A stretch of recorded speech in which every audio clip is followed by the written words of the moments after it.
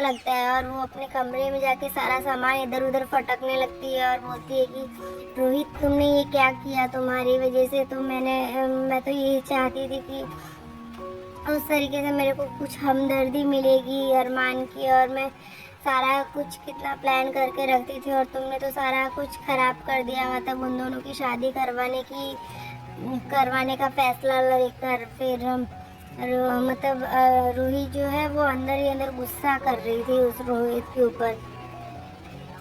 तभी उसके हाथ से एक फ़ोटो टकराई जो दादी साहब की थी, और दादी साहब की फ़ोटो देख के उसने बोला कि अभी कैसे मैं हार मान गई। जो सबसे बड़ी अभिरा की दुश्मन है वो तो मतलब अभी तो उन्होंने ये चीज़ एक्सेप्ट नहीं की है शादी के लिए, लेकिन कहीं ना कहीं मतलब उसे डर भी रहता है कि कहीं इन दोनों की शादी हो जाएगी तो फिर मेरा क्या होगा, मतलब अरमान तो फिर मेरी लाइफ से चला जाएगा।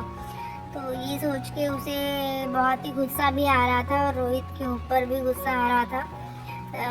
और दूसरी तरफ जो चाची होती हैं अबीरा की, वो अबीरा को नेकलेस देती है और वो बोलती है कि वैसे तो ये नेकलेस तुम्हें दादी सा या मतलब जेठानी जी के हाथ से देना चाहिए, पर कोई बात नहीं, मैं दे रही हूँ, मेरा प्यार समझ के तुम अपने पास रखो इसे।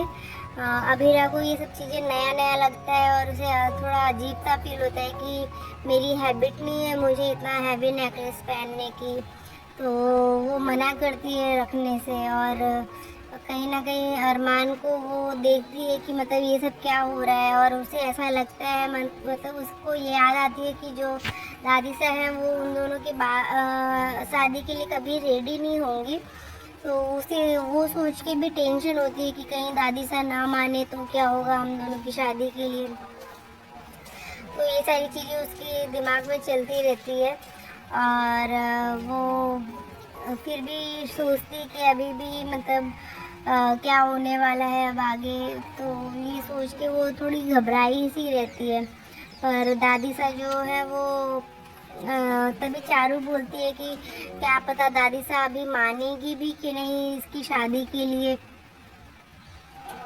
पर दूसरी तरफ जो मनोज होते हैं वो भी बोलते हैं ये हाँ ये भी बात है, मतलब कहीं चारू की बात सच ना हो, क्योंकि डर तो लग रहा है कि वो मानेंगी कि नहीं अभी, क्योंकि उनका ही डिसीज़न फाइनल है। और अगर पर जो आंटी रहती है उनकी, वो बोलती है कि हाँ वो तो मानेगी क्योंकि वो रोहित उनका सबसे लाडला बेटा है, पोता है, तो फिर वो उनकी उसकी सारी बातें मानती है, तो वो ज़रूर मानेंगी रोहित की बात। और अगर रोहित की बात नहीं मानेंगे तो फिर रोहित फर्म का मतलब जो हैंडल करने का बिजनेस हैंडल करने के लिए वो एग्री नहीं करेगा, और इसीलिए उसने उसकी बात तो माननी ही पड़ेगी, इन लोग की शादी तो करनी ही पड़ेगी। तो देखते हैं कि क्या जो दादी सा है वो अबीरा और अरमान की शादी के लिए मानती हैं या नहीं मानती हैं। तो आप सबको क्या लगता है फ्रेंड्स, अगर हाँ है तो फिर फटाफट कमेंट सेक्शन में हाँ बताइएगा, और अगर नहीं है तो फिर देखते हैं कि क्या होता है, दादी सा का क्या फैसला होगा और रूही के ऊपर क्या बीतने वाली है। तो हमारे साथ बने रहिए, तब तक के लिए आज के लिए इतना ही है, बाकी की स्टोरी हम नेक्स्ट एपिसोड में देखते हैं। तब तक के लिए bye bye, take care, Radhe Radhe.